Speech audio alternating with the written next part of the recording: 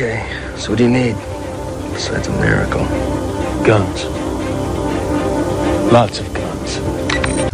Je vous accueille aujourd'hui pour la mise en lumière de ce qui pourrait être considéré comme la plus grande erreur médicale du siècle dernier. La responsabilité exclusive du virus VIH dans le syndrome du sida. Des millions de morts, des millions de malades, un traitement médical vendu par millions pour un virus qui n'existe peut-être pas. D'éminents scientifiques et chercheurs, dont font partie d'ailleurs nos invités du jour, nous indiquent que tout ceci ne serait qu'une mystification et qu'en réalité, le virus VIH n'a jamais pu être isolé. Un ouvrage est très vite devenu incontournable, les 10 plus gros mensonges sur le sida. Je convoque donc aujourd'hui les co-auteurs de ce livre, le professeur Étienne de Harven et le journaliste scientifique Jean-Claude Roussez. Messieurs, bonjour. Bonjour. Bonjour. Monsieur de Harven, vous êtes docteur en médecine et étiez professeur émérite d'anatomie pathologique à l'Université de Toronto au Canada. Vous avez consacré presque toute votre carrière à l'étude des rétrovirus au microscope électronique liés au cancer, aux leucémies de souris, pardon, c'est bien ça? Exact. Les fiches ne trahissent pas alors. Monsieur Roussez, vous êtes donc journaliste et auteur scientifique. Vous avez publié entre autres de nombreuses études relatives aux applications médicales des hautes technologies. Commençons par rappeler qu'être atteint du sida, c'est avoir un système immunitaire très affaibli, au point de ne plus être en mesure de nous défendre contre un ensemble de maladies répertoriées, dites opportunes, parce qu'elles profitent donc de la chute de nos défenses naturelles. Oui. Et c'est le développement de ces maladies, donc cancer et autres infections, qui finit par entraîner la mort de la personne infectée. C'est bien cela? Oui. Tout à fait exact. Quant au VIH, ce virus, il serait le responsable de l'effondrement de notre système immunitaire en s'attaquant à l'un de ses composants essentiels, les lymphocytes T. Et oui, j'aimerais finir par rappeler ce qu'est la séropositivité. Alors on dit d'une personne qu'elle est séropositive lorsque l'on décèle dans son sang non pas la présence du virus VIH, mais celle des anticorps censés lutter contre cette infection. Monsieur de Harven, ce virus, observé ou pas observé? Ce virus n'a jamais été observé directement en microscopie électronique dans le sang de patients dont on prétend qu'ils ont une charge virale élevée. Par des techniques moléculaires extrêmement intéressantes, on affirme pouvoir identifier dans le sang de ces malades des séquences d'acides nucléiques qui correspondent au génome des rétrovirus. Mais il n'y a aucune corrélation entre ces données-là et l'échec total de tous les efforts qui furent développés pour tenter de démontrer des particules de rétrovirus dans le sang de ces malades-là. Donc le virus n'a jamais été trouvé dans un corps de malade du sida? Il n'a jamais été observé en microscopie électronique dans le sang de malades dont on prétend qu'ils ont une charge virale élevée. D'accord. C'est une affirmation que j'ai faite en Afrique du Sud lors de cette grande conférence qu'avait convoquée le président Mbeki en 2000 et qui n'a jamais été contredite depuis. On a même à Londres offert un prix assez important à quiconque pourrait me prouver le contraire, et ce prix n'a jamais été réclamé. Très bien, monsieur Roussez. Comment s'est faite l'annonce de la découverte de ce virus? Ah, écoutez, c'est une longue histoire. En fait, il faut remonter à 1972, donc 9 ans avant le début de ce qu'on peut appeler une épidémie. Le président Richard Nixon, à l'époque, avait déclaré la guerre contre le cancer. C'était son grand chantier.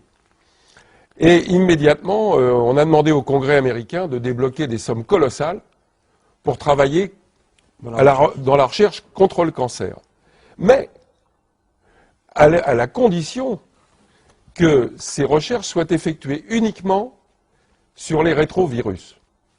C'est-à-dire un chercheur indépendant qui aurait cherché à trouver la véritable cause du cancer, celui-là, il était blackboulé.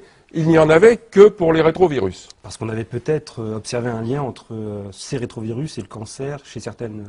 Voilà, c'est parti en fait des recherches qui ont été faites par le professeur de Harvard, entre autres, enfin Charlotte Friend à New York, qui ont constaté qu'il y avait un certain rapport entre les cancers du poulet ou de la souris et les rétrovirus. Bien. En 1981, quand apparaissent les premiers cas de ce qui s'avérera être ensuite le sida, on a essayé de faire passer du cancer à une nouvelle maladie. Je m'explique. Oui. Les crédits colossaux qui ont été accordés aux chercheurs n'ont donné absolument aucun résultat. Après 9 ans donc de recherche totalement infructueuse, le public américain et le Sénat qui avaient allongé Des millions. les millions de dollars évidemment, et cette histoire de sida est tombée comme du pain béni et a permis même d'augmenter les subventions. Par rapport au cancer, on a multiplié les subventions. En 1981, il y a eu d'un seul coup plusieurs cas parmi les homosexuels des grandes villes qui avaient tous les mêmes maladies, les mêmes symptômes, c'est-à-dire notamment les 2 maladies symptomatiques du sida, des premiers sida. Le sarcome de Kaposi, qui est une maladie, une espèce de cancer des vaisseaux sanguins. On peut rappeler à nos chers web auditeurs que ce sont les taches qu'on voit apparaître dans le film Street of Philadelphia, sur le personnage joué par Tom Hanks, qui a des taches rouges qui apparaissent sur sa nuque et un peu partout. Voilà. Et la deuxième maladie emblématique, c'était la pneumocystose, c'est-à-dire une pneumonie à pneumocystis carinii, c'est le nom du microbe en question. Bon. Et plutôt que de voir ce qui était visible immédiatement, à savoir que ces maladies étaient dues à l'utilisation de drogue, et exclusivement de drogue. On a senti comme une bonne odeur passer. Oh là là! Et si on pouvait transformer ça en maladie contagieuse? Et c'est comme ça que on fait le lien entre... On a fait un faux lien, un lien d'opportunité avec un virus. Voilà, on a dit, tiens, ce serait pas mal un virus, parce que c'est pas très visible, c'est tout petit, personne n'ira y voir. Voilà. On fait le lien entre... On a fait un faux lien, un lien d'opportunité avec un virus. Voilà, on a dit, tiens, ce serait pas mal un virus, parce que c'est pas très visible, c'est tout petit, personne n'ira y voir. Voilà. D'accord, et ce virus, justement, parce qu'il y a une annonce de la découverte de ce VIH, il s'est fait par qui? Je crois que c'est le professeur Gallo aux États-Unis, en collaboration avec le professeur Luc Montagnier, donc français. C'est bien ça, parce qu'il y a bien... Voilà, alors, dans le labo de Luc Montagnier à l'Institut Pasteur, en 1983, on a, semble-t-il, découvert ce qui semblerait être un virus. Je n'irai pas plus loin. Et l'année suivante, en 1984, Robert Gallo, en utilisant un échantillon provenant de l'Institut Pasteur, a lui-même fait une prétendue découverte de virus. Mais ce n'est pas Gallo qui a annoncé ça comme étant la responsabilité du sida. L'annonce a été faite officiellement dans une conférence de presse par Margaret Heckler, secrétaire d'État à la santé, et non pas par les scientifiques eux-mêmes. C'est une déclaration officielle gouvernementale américaine qui a déclenché le phénomène en disant « Nous venons de découvrir le vecteur du sida ». C'est donc une volonté politique. Ça ne s'était jamais fait auparavant avec les autres virus? C'est quelque chose de... Non. Puisque tu évoques cette conférence de presse historique, il faut dire qu'elle avait annoncé que ce virus est probablement la cause du sida.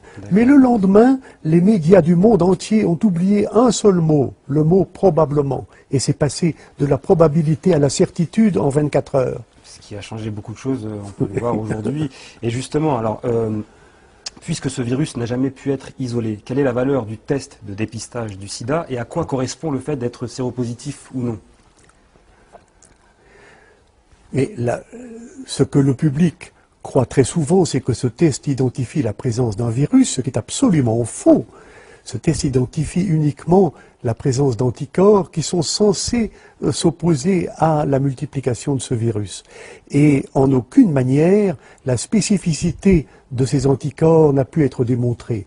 Tout au contraire, un auteur américain, Christine Johnson, a publié en 1998 un article clé dans l'histoire de cette controverse, publiant une liste d'environ 70 conditions médicales qui peuvent par elles-mêmes causer la dite séropositivité. Et dans cette longue liste, vous trouvez la tuberculose, la malaria, la lèpre, se prendre une vaccination antigrippale, tenez-vous bien, la grossesse, les grossesses multiples en particulier, et donc il y a une liste de 70, les transfusions sanguines. Alors, si vous mettez la malaria, la lèpre et la tuberculose dans les causes possibles de la séropositivité, vous imaginez que sur la scène africaine en particulier, on en trouve de très nombreux millions. Donc, ce test n'a strictement aucune valeur, a uniquement permis de terroriser la population du monde entier et de justifier d'une façon qui ne peut être mieux caractérisée que celle d'un génocide pharmacologique, a semblé justifier la prescription à tous ces patients séropositifs de médicaments d'une toxicité tout à fait mortelle. En gros, donc, c'est assez effrayant ce que vous nous dites, parce que, si j'ai bien compris, toutes les personnes dites séropositives à qui l'on prescrit des traitements très lourds sont des individus sains. Eh oui.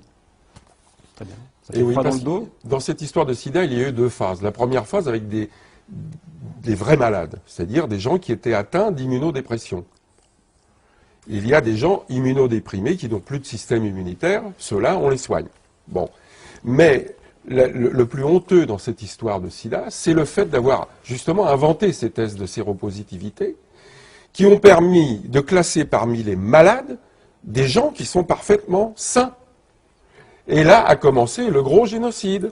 Et justement, les fabricants de ce test nous précisent-ils que celui-ci n'est pas fiable, en fait? Ah oui, en long, en large et en travers. Il suffit de lire la notice. Dans la notice, c'est indiqué. J'ai cru comprendre qu'une même personne pouvait être séropositive à Paris et séronégative à Sydney en fonction des lieux. Tout à fait exact. Donc ça aussi, c'est assez... Oui, en Afrique noire, il suffit de 2 bandes, 2 protéines sur les 10 caractéristiques du prétendu virus.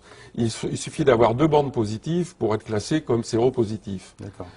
En France, il en faut 3. En Australie, il en faut 4 même. Donc, si vous jamais vous trouvez malade en Afrique, vous faites un petit saut en avion jusqu'en Australie et vous vous retrouvez sain d'un seul coup. Voilà.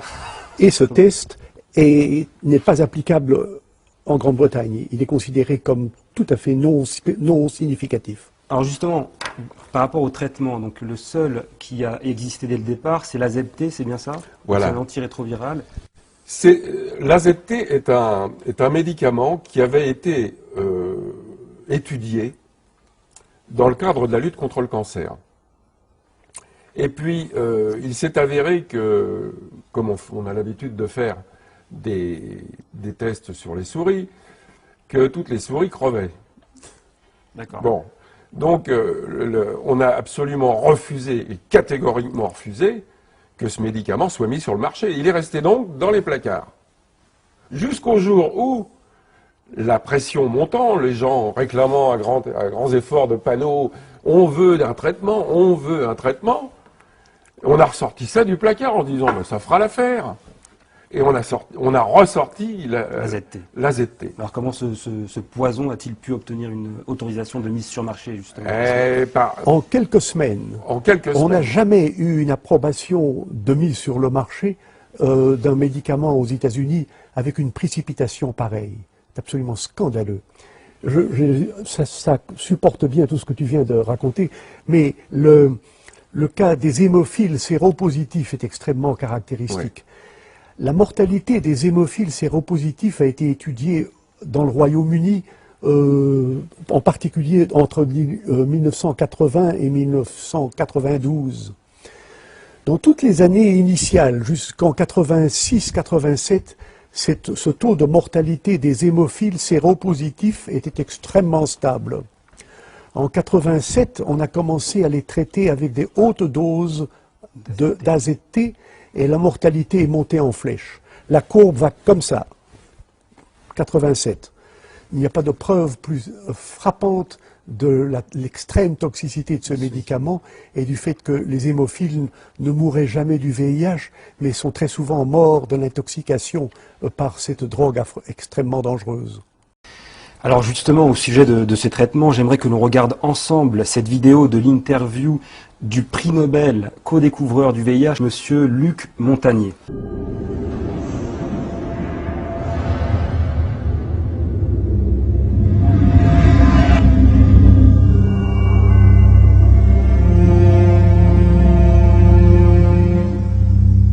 You talked about oxidative stress earlier. Is treating oxidative stress one of the best ways to deal with the African AIDS epidemic? I think this is one way to approach, to decrease the rate of transmission, because I believe HIV, we can be exposed to HIV many times without being chronically infected. Our immune system could get rid of the virus within a few weeks if you have a good immune system. And this is the problem also of African people. Their nutrition is not very equilibrated. They are in oxidative stress, even they are not infected with HIV. So their immune system doesn't work well already. So it's prone, it can, allow HIV to get in and persist. So there are many ways which are not the vaccine, the magic name, the vaccine. Many ways to decrease the transmission just by simple measures of nutrition, giving antioxidants, proper antioxidants, hygiene measures, fighting the other infections. So they are not spectacular, but they could, decrease very well the epidemic to the level they are in Occidental countries, So, Western countries. if you have a good immune system, then your body can naturally get rid of HIV. Yes. Oh, interesting. Do you think we should have more of a push for antioxidants and things of that nature in Africa than antiretrovirals? We should push for more, a combination of measures, antioxidant and nutrition, advice and nutrition, fighting other infections, malaria, tuberculosis, parasitosis. Most children have worms. Education, of course, genital hygiene for women and men also. Very simple measure, which not very expensive, but which could do a lot. And this is my worry about the many spectacular action. Of course, there are global funds so to buy drugs and so on, Bill Gates and so on, for the vaccine. But those kind of measures are not very well funded, not funded at all, or they are, it really depends on the local government to take conscious of this, but local government, they take advice of the scientific advisor from the international institutions, and they don't get this kind of advice very often. There's no money in nutrition, right? There's no profit. There's no profit, yes. The water is important. Water is key. Now, one thing you said, you were talking about the fact that if you have a built immune system, it is possible to get rid of HIV naturally. If you take a poor African who's been infected and you build up their immune system, is it possible for them to also naturally get rid of it? I would think so. Okay. Messieurs, cette vidéo a de quoi donner des frissons dans le dos. Le co-découvreur du VIH, prix Nobel, nous indique en gros que l'on pourrait guérir du sida en dormant mieux ou en se préparant des repas un peu plus coquets. Donc je me permets de le dire un petit peu comme ça, parce que des millions de malades chaque jour avalent des traitements très lourds pour nous entendre dire aujourd'hui qu'il suffirait presque de se laver les mains 5 fois par jour. Quelle a été votre réaction Dites-moi. Je dirais que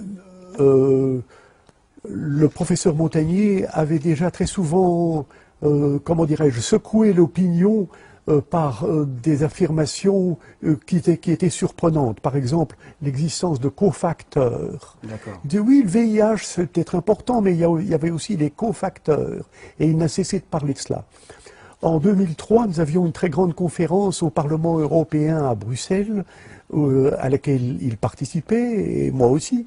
Et dans sa présentation, il a largement envisagé l'effet du stress oxydatif comme cause probable de certaines grandes dépressions immunitaires. Ça n'avait plus grand-chose à voir avec le VIH. Donc, nous avions déjà une certaine préparation à entendre le professeur Montagnier exprimer des opinions qui ne sont pas d'une rigidité absolue comme de la part de tant d'autres, Gallo et tout ça, et tout son groupe. Très bien. Et pour prendre l'exemple alors du continent qui serait le plus touché par le sida, l'Afrique, les Africains se meurent-ils de toute autre chose depuis des années, en fait? Mais écoutez, la situation en Afrique est tellement différente. Les problèmes de santé publique en Afrique sont monumentaux, mais tournent essentiellement autour de l'absence d'hygiène, de la malnutrition et des grandes maladies tropicales bien connues comme la malaria, la lèpre et pour eux la tuberculose également. Tout ça est maintenant rebaptisé du nom de sida. Ce n'est pas pour être choquant que je dis cela, mais mon analyse serait de dire qu'il n'y a pas d'épidémie de sida en Afrique. Il y a d'immenses problèmes de santé publique auxquels on attache l'étiquette de sida, probablement pour satisfaire la voracité des compagnies pharmaceutiques qui cherchent à ouvrir des nouveaux marchés, mais en fait, il n'y a pas de vrai sida en Afrique.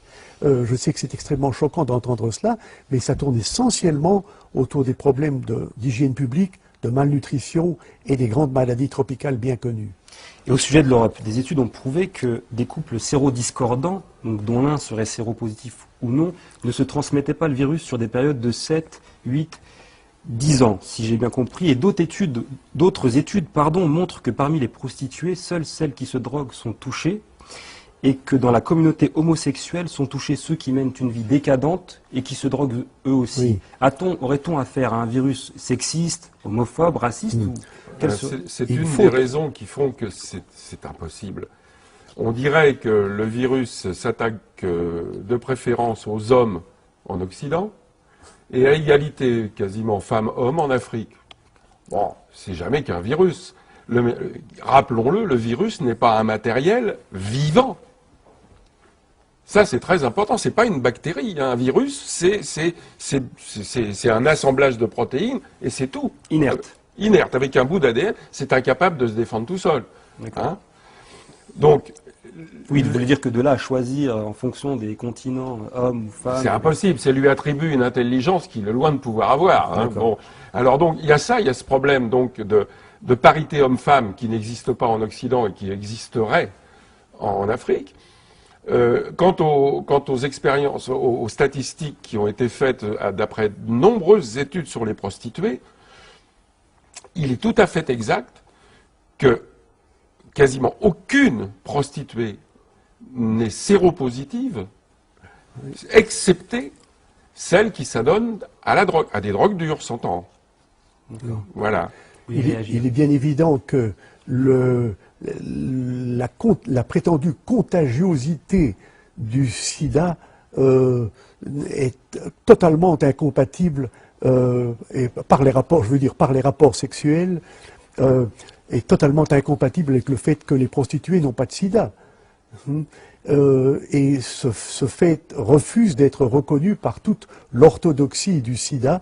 Mais dans le livre que nous avons fait ensemble, oui, je peux présenter là à l'occasion. Il y a pas mal de références qui illustrent le fait que des études épidémiologiques faites en Thaïlande, en Afrique, en Italie, en Allemagne, aux États-Unis. Oui, je peux présenter là à l'occasion. Il y a pas mal de références qui illustrent le fait que des études épidémiologiques faites en Thaïlande, en Afrique, en Italie, en Allemagne, aux États-Unis, sont toutes concordantes pour démontrer que les prostituées n'ont pas le sida.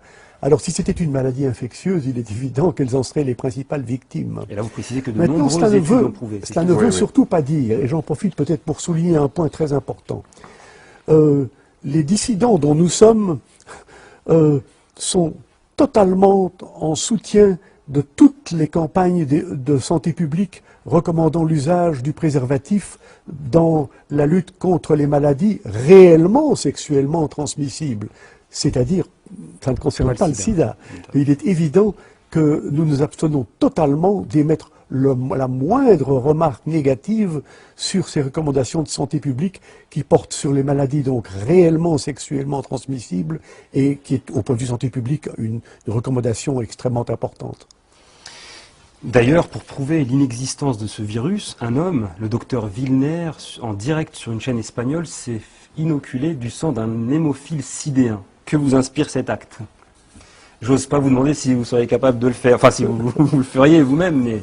On me l'a proposé une fois et j'ai répondu que non parce que je n'accepte pas que quelque chose rentre dans mon corps d'une manière impromptue. D'accord. Mais qu'en revanche, Vous êtes prévenu. j'étais prêt à faire l'amour avec des séropositifs autant de fois qu'il Ah le d'accord, faudra. bon, Voilà. j'imagine qu'il doit y en avoir... Non, Robert Wilner effectivement a fait cette expérience, mais il est tellement persuadé, et à juste titre d'ailleurs, qu'il ne risquait rien, qu'effectivement il y est allé la fleur au fusil. Et il n'a rien depuis. Il n'a rien bien depuis. sûr. Ben non, pensez-vous. Enfin, Donc, messieurs, si j'ai bien compris, voilà près de 30 ans de recherche, d'efforts, pour n'aboutir en 2010 à aucun traitement curatif, aucun vaccin, aucune prédiction épidémiologique vérifiable. Quels sont les espoirs? alors, écoutez, du côté vaccin, On a quelque chose. Je voudrais souligner ces trois points que vous venez de faire avec une grande précision pour indiquer que, étant donné cette évidence-là, il est grand temps d'avoir le courage de se demander si l'hypothèse de départ était exacte ou fausse. Et je crois qu'il est urgentissime de réaliser que l'hypothèse de départ était fondamentalement fausse.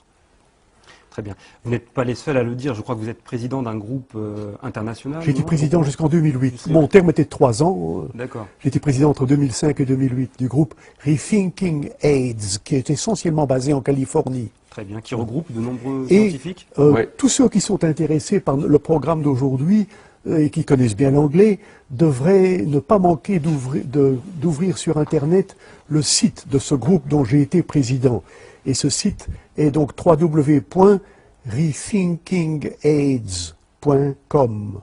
Et il y a énormément de matériel là-dedans, y compris couvrant une réunion très importante qui s'est tenue à Oakland, en Californie, en novembre dernier, à laquelle j'ai participé, et dont vous pouvez trouver de très larges extraits dans ce site, dont je recommande très fort la visite à tous les anglophones qui nous écoutent. Très bien. Et les espoirs alors? Alors, Ces fameux au niveau espoirs. des vaccins, c'est peine perdue. C'est même pas la peine d'y penser. Et pour une raison bien simple. En quoi consiste la vaccination? La vaccination consiste à créer une primo-infection, c'est-à-dire une réplique non grave de la maladie, de façon à faire réagir le système immunitaire en créant des anticorps. Ces anticorps seront aux aguets si la véritable maladie arrive. Voilà le principe de la D'accord. vaccination. Mais comme il n'y a pas de virus. C'est pas ça, c'est que les gens qui sont... À partir du moment où vous faites une vaccination, vous devenez séropositif. Oui. Donc c'est le serpent qui se mord la queue. Ça nous paraît très simple quand vous nous l'expliquez. Pourtant, nous, on voit des millions de dollars dépensés dans la recherche. C'est inquiétant. C'est pour vous quelque chose qui est... Bah, écoutez, on voit des millions de dollars parce que c'est quand même, il ne faut pas l'oublier, c'est quand même une grosse industrie, hein, tout ça. Hein. C'est effectivement en grande partie une histoire d'argent. En grande partie. Et puis la sauvegarde de certains emplois quand même. Il y a des milliers d'emplois. Donc, comme il y a déjà assez de chômage comme ça...